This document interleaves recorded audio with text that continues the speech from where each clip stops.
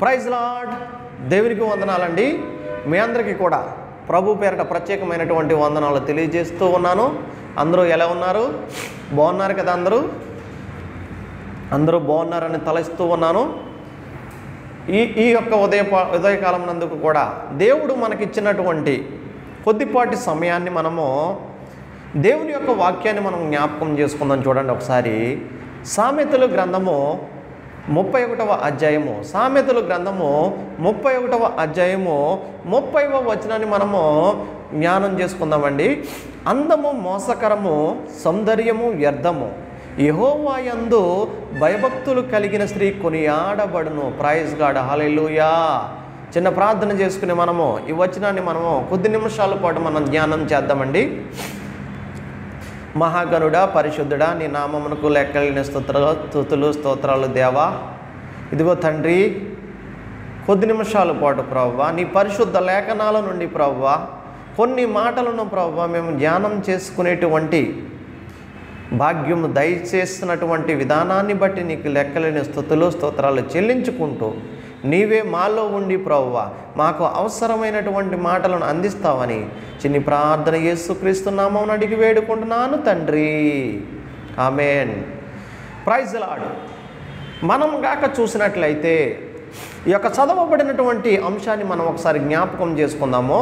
అందము మోసకరము, సౌందర్యము వ్యర్థము అని చెప్పేసండి పరిశుద్ధ లేఖనాలను మనకు తెలియపరుస్తూ ఉంది.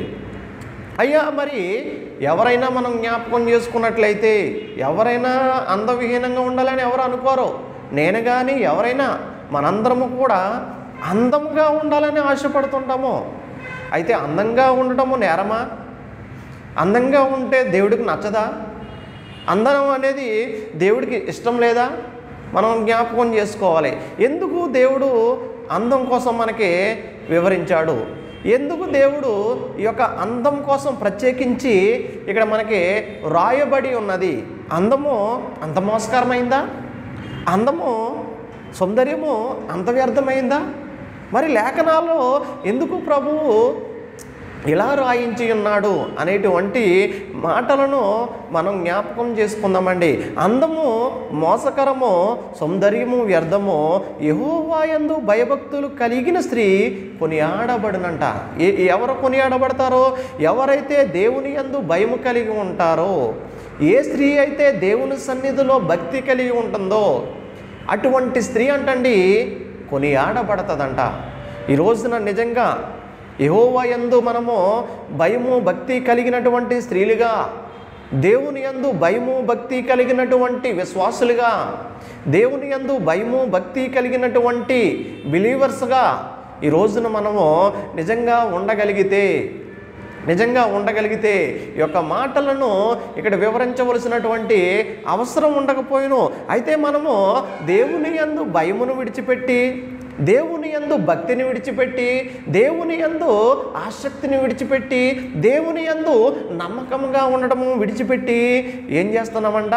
అందముగా ఉండాలని, అందముగా కనబడాలి అని అవతల వారికి అనేక ప్రయత్నాలు చేస్తూ ఉంటామండి.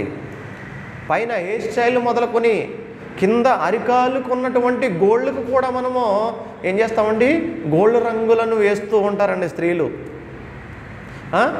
అదేవిధంగా రకరకాల హెయిర్ స్టైళ్ళు, రకరకాల విధంగా జడలు వేసుకుంటూ, రకరకాలుగా ఒకసారి ఫ్రంక్ అని చెప్పేసి అటు తిప్పి ఇటు తిప్పి రకరకాలుగా ఆ తలని కూడా పాడు చేసుకుంటూ ఉన్న హైబ్రోస్, దేవుడు మనకి చక్కని హైబ్రోస్ ఇస్తాడండి. వాటిని కూడా కట్ చేయించేసుకుని కనులకి ఏవేవో కాటుకలు పెట్టుకుని ఏవేవో కాస్మోటిక్స్ వాడుతూ ఏం చేస్తామండి? అందంగా కనబడాలనుకుంటాం. అంతేకాదు మేకప్లు వేసుకుంటూ ఉంటారు చాలామంది. ఈ మేకప్లు వేసుకుంటే నేను అవతల వారికి చాలా అందంగా కనబడతాను కదా, నేను అవతల వారికి చాలా అట్రాక్టివ్గా కనబడతాను కదా అని అనుకుంటూ ఉంటూ ఏం చేస్తారండి?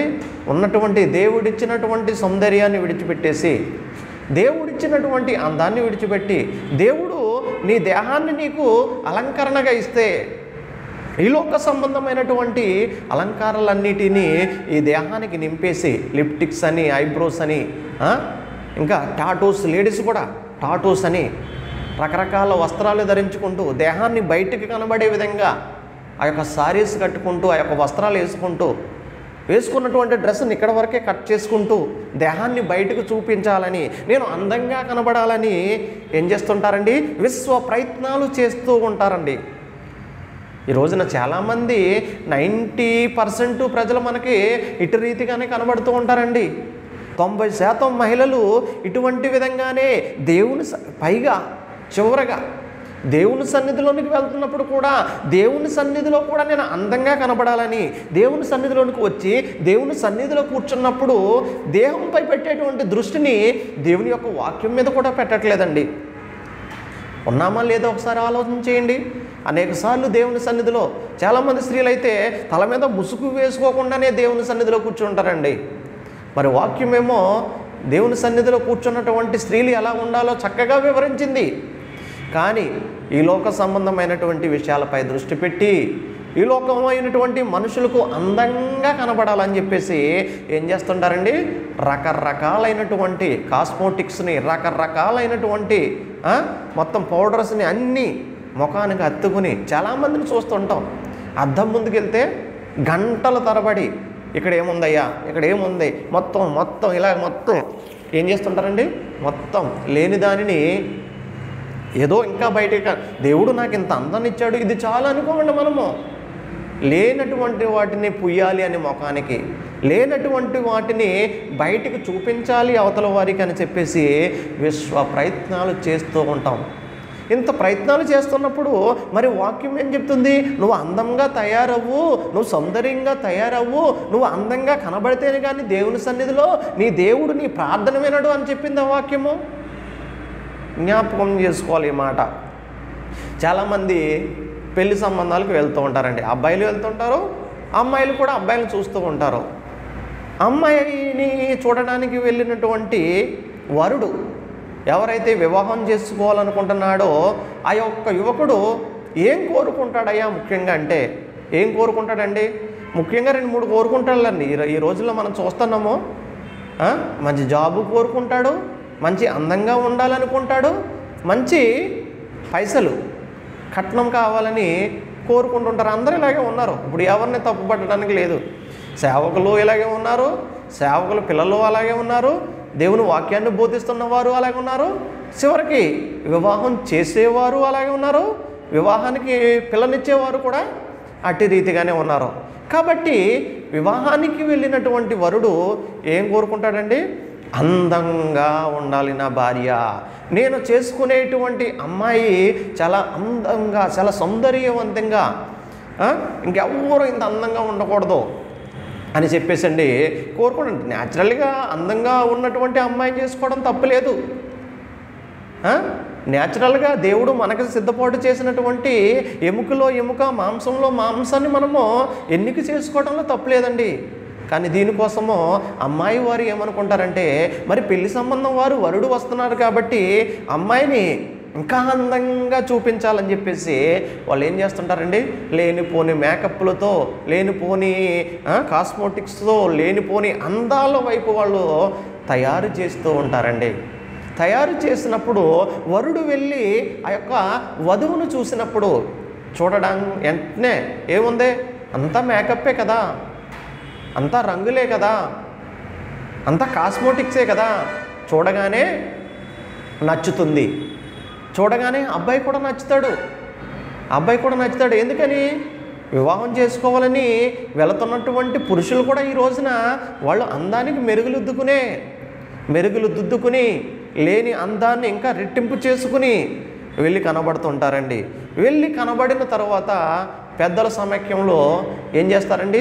పెద్దలే ఈ యొక్క వివాహానికి కావలసినటువంటి అన్ని ఏర్పాట్లను చేసి అబ్బాయికి అమ్మాయి నచ్చిందా, అమ్మాయికి అబ్బాయి నచ్చిందో లేదో తెలుసుకుని వీరిరువురిని ఏకపరచాలి అని వారిద్దరిని అడిగి, ఏమా మరి అబ్బాయి నీకు నచ్చాడా, అమ్మాయి నీకు నచ్చిందని ఒకరి ఇష్టాలను ఒకరు తెలుసుకున్న తర్వాత వివాహము ఏర్పాటు చేసి ఆ వివాహము ఘనమైనది కాబట్టి ఘనముగా ఆ యొక్క వివాహాన్ని చేసి అనేక వేలుతో అనేక లక్షల రూపాయలు ఖర్చు పెట్టి ఆ వివాహాన్ని జరిపిస్తూ ఉంటారండి. ప్రైజ్ గాడ్, హల్లెలూయా.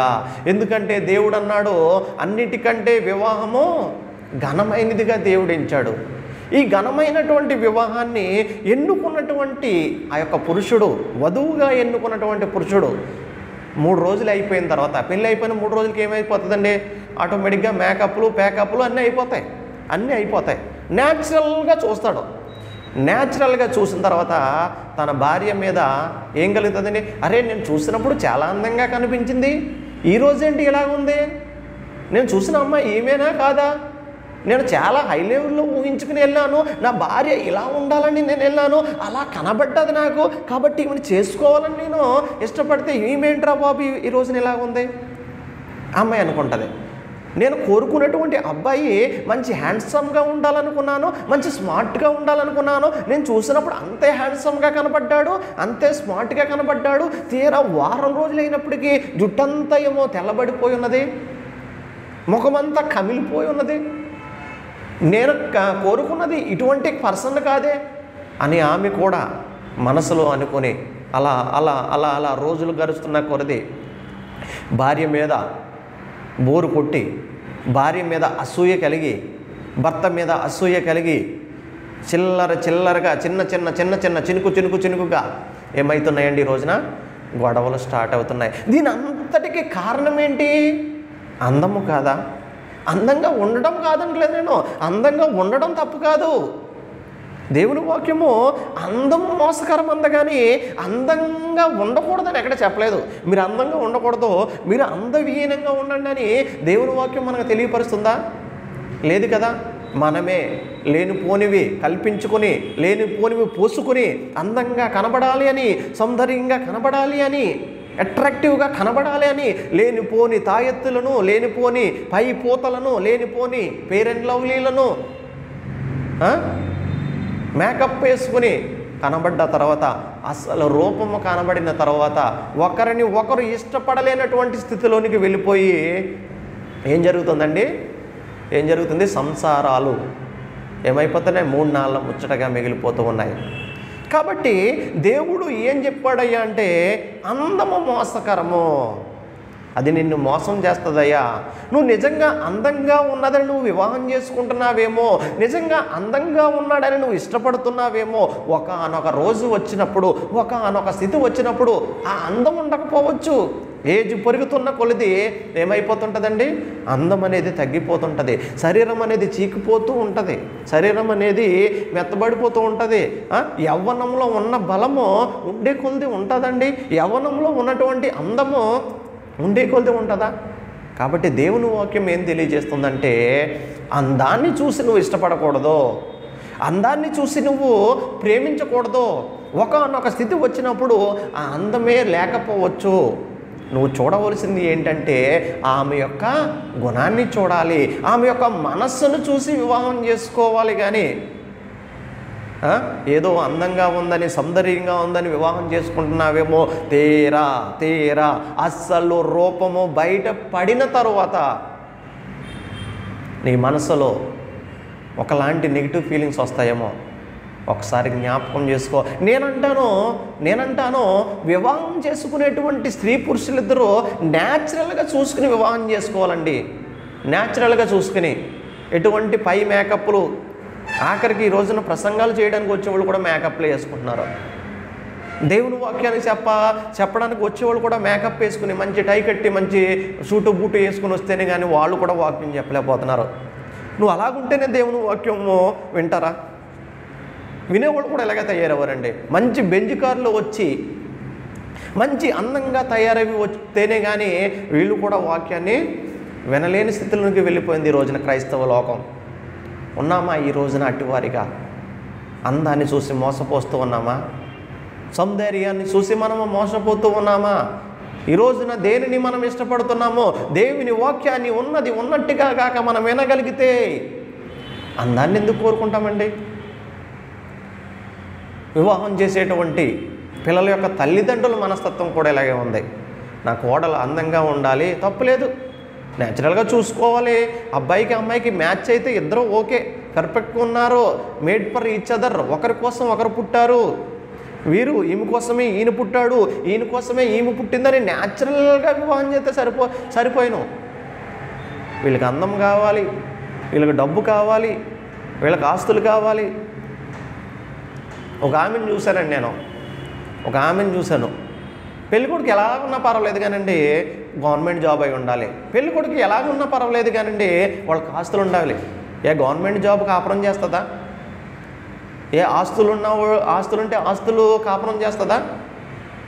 అబ్బాయి ఎటువంటి వాడు, అబ్బాయి గుణం ఎటువంటిది, అమ్మాయి ఎటువంటిది, అమ్మాయి గుణం ఎటువంటిది, అమ్మాయి క్యారెక్టర్ ఏ విధంగా ఉంది, అమ్మాయి ప్రవర్తన ఏ విధంగా ఉంది, అబ్బాయి ప్రవర్తన ఏ విధంగా ఉంది, దేవుని సన్నిధిలో వీరు ఎలా ఉంటున్నారు, దేవుని వాక్యం ప్రకారం వీరు నడుస్తున్నారా, దేవుని వాక్యాన్ని వీరు అలంకరించుకుంటున్నారా? దేవుని వాక్యాన్ని అలంకరించుకోవాలండి ఈ రోజున. కాబట్టి ఈ మాటలు చదువుతున్నప్పుడు అండి, అందము మోసకరము, సౌందర్యం ఏమై ఉన్నదంట, వ్యర్థమై ఉన్నదంట. మరి ఏది అయ్యా దేవుడికి ఇష్టంగా ఉండేది అంటే యెహోవా యందు భయభక్తులు కలిగి ఉండుట. ఎవరైతే యెహోవా యందు భయభక్తులు కలిగి ఉంటారో అటువంటి భయభక్తులు కలిగినటువంటి స్త్రీ అంటండి కొనియాడబడుతుందంట. ప్రైజ్ గాడ్, హల్లెలూయా. మరి దేవుడు ఎందుకు అందాన్ని మోసమన్నాడు? ఒకసారి గాక మనం చూద్దాం. చూడండి, ఈ మాటను చెప్పి నేను ఈ యొక్క మాటలను ముగిస్తాను. ఎందుకు దేవుడు అందము మోసకరమైనది, సౌందర్యము వ్యర్థమైనది అని తలంచాడో ఒకసారి మనం చూద్దాం. చూడండి, మొట్టమొదటనే ఆది కాండంలోనే దేవుడు తెలియపరిచాడండి ఈ మాటలను. ఆది కాండము 3వ అధ్యాయము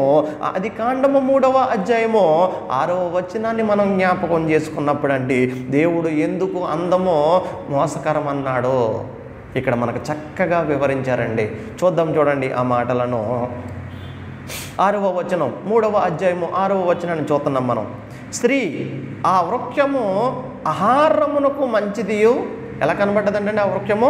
ఆహారమునకు మంచిదియు, కన్నులకు అందమైనదియు. ప్రైజ్ గాడ్, హల్లెలూయా. ఎలా కనబడ్డదంటే ప్రియ సహోదరులారా, ప్రియ సంగమా, ప్రియ విశ్వాసులారా, స్త్రీ చూసినప్పుడు అంటండి మొట్టమొదటిగా అవ్వమ్మ గారు ఆ యొక్క వృక్షాన్ని చూస్తున్నప్పుడు ఆమె మనసులో ఉన్నటువంటి ఫీలింగ్స్ ఎలా ఉన్నాయి? ఆమె దేనిని చూసి మోసపోయింది ఈ రోజున? దేనిని చూసి ఈ భూమి మీదకి పాపం అనేది విస్తరించి ఉన్నది అనేటువంటి మాటను మనం జ్ఞాపకం చేసుకున్నప్పుడు స్త్రీ ఆ వృక్షమును ఆహారమునకు మంచిదియు. Praise God. అక్కడ ఉన్నటువంటి మిగిలినటువంటి వృక్షాల ఆహారానికి మంచిదిగా లేదా? ఈ రోజున చాలామంది స్త్రీలు కూడా మన ఇంట్లో ఏముండుకున్నాం అది మనకి మంచిగా కనబడదండి. దూరపు కొండలో నునుపు అనేటువంటి సామెత రీతిగా ఎక్కడెక్కడో రెస్టారెంట్లోనో ఎక్కడెక్కడో ఏదో జంక్ ఫుడ్స్కు ఇష్టపడిపోతూ ఉంటారు ఈ రోజున. అట్టి రీతిగానే స్త్రీ ఆ వృక్షము ఆహారమునకు మంచిదియు, కన్నులకు ఏమై ఉన్నదంటండి?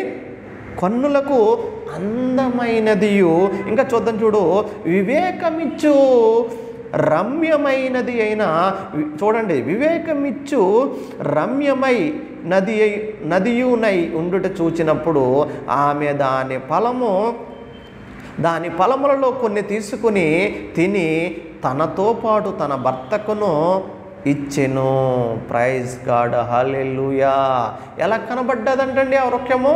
కన్నులకు అందముగా కనబడ్డదంట. అంతేకాదండి, ఇంకా చూస్తే అది వివేకం ఇచ్చేటువంటి, జ్ఞానమును ఇచ్చేటువంటి రమ్యమైనదిగా కనబడ్డదంట. ప్రైజ్ లార్డ్, హల్లెలూయా. అది అందంగా కనబడ్డది కాబట్టి, అది రమ్యంగా కనబడ్డది కాబట్టి, అది వివేకం ఇస్తుంది అని తలంచింది కాబట్టి, ఈ అందాన్ని చూసినటువంటి మొట్టమొదటి స్త్రీ ఏం చేసిందండి? మోసపోయిందంట. ఈ రోజున చాలామంది కూడా ఇటు రీతిగానే దేవుడు మొదటిగానే హెచ్చరించాడు. దేవుడు మొదటిగానే మోసం అంటే ఏంటో తెలియజేశాడు. దేవుడు అందాన్ని ఎందుకు మోసంగా ఎంచి ఉన్నాడో తొలినాళ్లలోనే మొదటిగానే తెలియపరిచినప్పటికీ ఈనాటికి కూడా క్రైస్తవ జనాంగం మొత్తము కూడా ఎటు పరుగులు పెడుతుందయ్యా అంటే, క్రైస్తవ యవనస్తులు దేనివైపు పరిగెడుతున్నారంటే, క్రైస్తవ స్త్రీలు దేనివైపు పరిగెడుతున్నారంటే, క్రైస్తవ యవన స్త్రీలు ఎటువైపు పరిగెడుతున్నారయ్యా అంటే, ఏదైతే మోసమని చెప్పాడో, ఏదైతే మోసపుచ్చబడి ఉన్నదో అటువంటి అందము వైపే, అటువంటి రమ్యము వైపే ఏం చేస్తున్నారండి ఈ రోజున? యావత్ క్రైస్తవ లోకం పరిగెడుతూ ఉందండి. బయట వారిని విడిచిపెట్టండి, అన్యులను విడిచిపెట్టండి.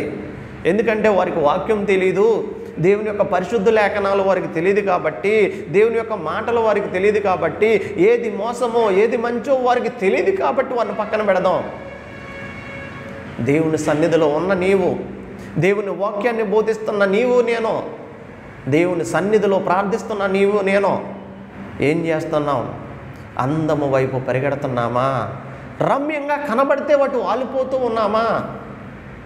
జ్ఞాపకం చేసుకోవాలి ప్రియ సహోదరి సహోదరుడా.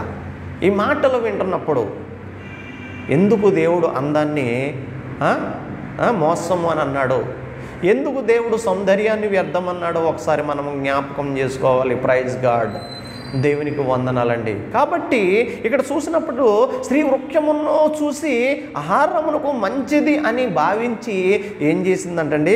ఏం చేసింది? కన్నులకు కన్నులకు కన్నులకు అందమైన. ఎందుకు కన్నులకని ఇన్నిసార్లు చెప్తున్నాను తెలుసా?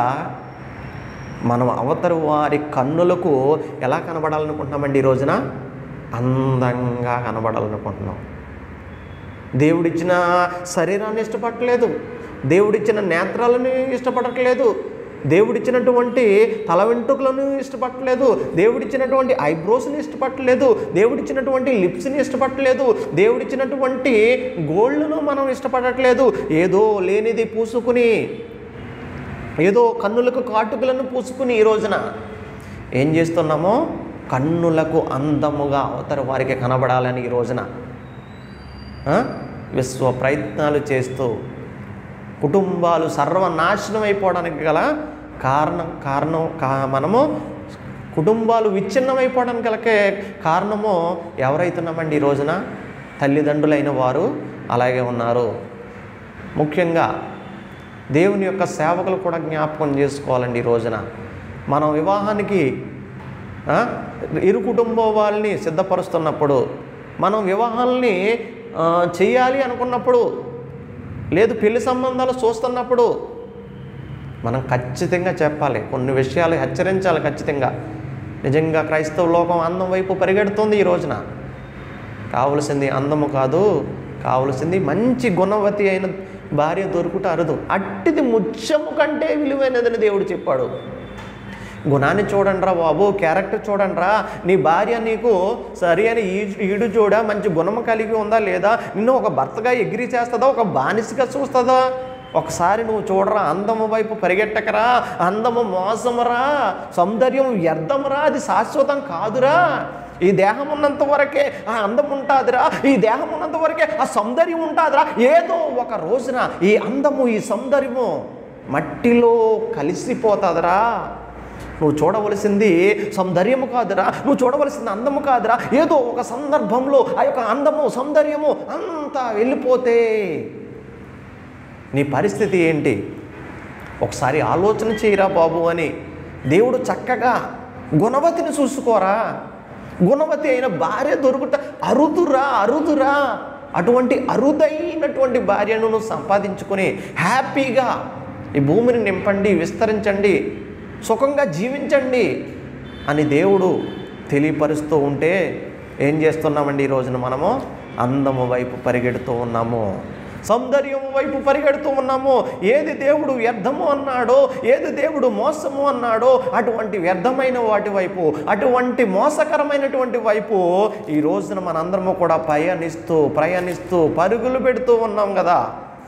ఆలోచన చేయాలి. ఈ రోజున తల్లిదండ్రులైన వారు ఆలోచన చేయాలి, పిల్లలైన వారు ఆలోచన చేయాలి, దేవుని సేవకులు ఆలోచన చేయాలి. ఏది బైబిల్ గ్రంథానికి అనుకూలంగా ఉంది, ఏది దేవుని వాక్యానికి విరుద్ధంగా ఉంది, దేవుడు ఏది చేయొద్దన్నాడు, దేవుడు ఎట్టి రీతిగా నడవమన్నాడో మనము జ్ఞాపకం చేసుకోవాలండి. 2 సమూయేలు పుస్తకం, ఈ మాట చెప్పి ముగిస్తాను నేను. రెండవ సమూయేలు పుస్తకము 11వ అధ్యాయము, రెండవ సమూయేలు గ్రంథము 11వ అధ్యాయము 2వ వచనాన్ని గురించి, 2వ వచనం నుంచి మనము కొంచెం ముందుకెళ్దాం. చూడండి ఒకసారి. ఒకానొక దినమున ప్రొద్ది గుంకు వేళ దావీదు పడక మీద నుండి లేచి రాజనగర మిద్దె మీద నడుచుచు పైనుండి చూచుచుండగా స్నానము చేయు ఒక స్త్రీ కనబడెను. ప్రైజ్ గాడ్, హల్లెలూయా. ఒకానొక దినమున అంటే ఒకానొక రోజున ప్రొద్ది గుంకుతున్నటువంటి వేళ అండి ఏం చేశారంటండి, రాజుగారు పడక గది మేంచి లేచంటండి ఆ రాజనగరిలో పైనున్నటువంటి పైన అంతస్తులో ఇటు అటు అటు ఇటు ఇటు అటు ఇటు అటు అటు ఇటు తిరుగుతూ ఏం చేశాడంటండి, పైనుండి కిందకు చూశాడంట. ఎప్పుడైతే పైనుండి కిందకు చూశాడో ఏం జరిగింది చూడండి, ఒక స్త్రీ అక్కడ కనబడ్డదంట. ఎలా కనబడ్డది? వస్త్రాలు లేకుండా స్నానం చేస్తూ ఉందంట. వస్త్రాలు లేకుండా స్నానం చేస్తున్నటువంటి ఒక స్త్రీని రాజు అయినటువంటి ఎవరు చూశారండి? దావీదు మహారాజు గారు చూడడం జరిగింది. మరి దావీదు మహారాజు గారు ఆ స్త్రీని చూసి ఏమనుకున్నాడో ఒకసారి చూద్దాం. చూడండి.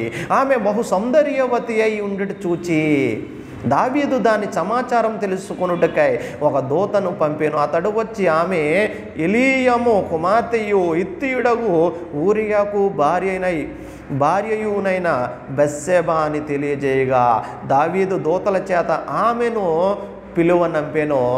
ఆమె అతని యొద్దకు రాగా అతడు ఆమెతో శయనించెను. కలిగిన అపవిత్రత పోగొట్టుకొని ఆమె తన ఇంటికి మరలా వచ్చాను. ప్రైజ్ ది లార్డ్, హల్లెలూయా. ఏం చేశాడండి? రాజ్య పరిపాలన చేయవలసినటువంటి రాజుగారు, రాజ్యములో ఉన్నటువంటి పిల్లలను లేదా ప్రజలను పాలించవలసినటువంటి రాజుగారు, రాజ్యంలో ప్రజల యొక్క యోగక్షేమాలు చూడవలసినటువంటి రాజుగారు, రాజ్యంలో ఏం జరుగుతుంది, ఎవరు మన రాజ్యం మీదకి దండయాత్ర చేస్తూ ఉన్నారు, అటువంటి రాజ్య పరిపాలన ఆర్థిక విషయాలపై దృష్టి పెట్టవలసినటువంటి రాజుగారు ఏం చేశారంటండి, పొద్దుగుంకు వేళ పడక మీద నుంచి లేచి రాజనగర్లో అటు ఇటు తిరుగుతూ స్నానము చేసేటువంటి ఒక స్త్రీని చూశాడంటండి. అందుకనే ఎప్పుడు కూడా క్రైస్తవులకండి పైనున్న వాటి వైపే చూడాలంటే కానీ కిందకు చూడకూడదు అంటాడు ప్రభు. కిందకు చూస్తే పాపం ఉంటుందిరా, కిందకు చూస్తే అది మోసం ఉంటుందిరా, కిందకు చూస్తే అందం ఉంటుందిరా, కిందకు చూస్తే సౌందర్యం ఉంటుందిరా, అది వ్యర్థమురా, అది మోసమురా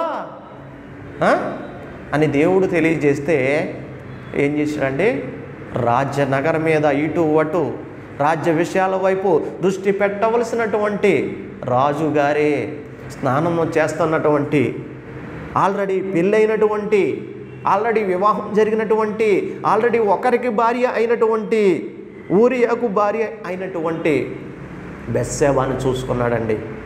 ఆ బెత్షెబాను చూసినట్టు పోనీ చూసినట్టు ఉన్నాడా? కన్నులకు అందముగా కనబడ్డదంటండి. కన్నులకు పాపం ఎలా కనబడుతుందండి? మనకి కన్నులకు చాలా అందముగా చాలా రమ్యముగా కనబడుతుంది. మనం ఆదికాండం 3వ అధ్యాయంలో చదువుకున్నాం అన్నమాట. అందముగా కన్నులకు రమ్యముగా కనబడ్డదంట. వెంటనే ఆమె గురించి ఒక దూతను పంపి ఆమె ఎవరు, ఆమె ఏం చేస్తుంటుంది, ఆమెను వెంటనే నా దగ్గరకు తీసుకురండి అని చెప్పేసండి ఉన్నటువంటి అక్కడ సైనికులకు దూతలను పంపించి ఆమె యొక్క సమాచారాన్ని తెలుసుకుని ఆమెని రాజనగర్కి తీసుకొచ్చినప్పుడు ఏం జరిగిందండి, ఆమెని లోబరుచుకుని ఆమెతో పాపం చేశాడండి. ఆమెతో పాపం చేశాడు. దీనికి అంతటికీ గల కారణం ఏంటి? కన్నులకి ఎలా కనబడ్డదంట? అందముగా కనబడ్డదంట. ఎప్పుడైతే కన్నులకు అందంగా కనబడ్డాదో వెంటనే ఏమనుకుంటాం, ఆమె నాకు కావాలి, ఆమె నా సొంతం అవ్వాలి, ఆమె కోసం నేను ఏదైనా చేస్తాను, చివరికి ఆయనైనటువంటి ఊరియాన్ని నేను చంపేస్తాను, ఆమె నాకు కావాలి అనేటువంటి స్థితిలోనికి వెళ్ళిపోయి చివరికి ఒకరికి భార్య అయినటువంటి ఆమె కోసం స్వయాన భర్తనే హతమార్చి ఆమెను సొంతం చేసుకున్నాడండి. దేనికోసం అండి ఇదంతా జరిగింది? మోసం కోసం కాదా?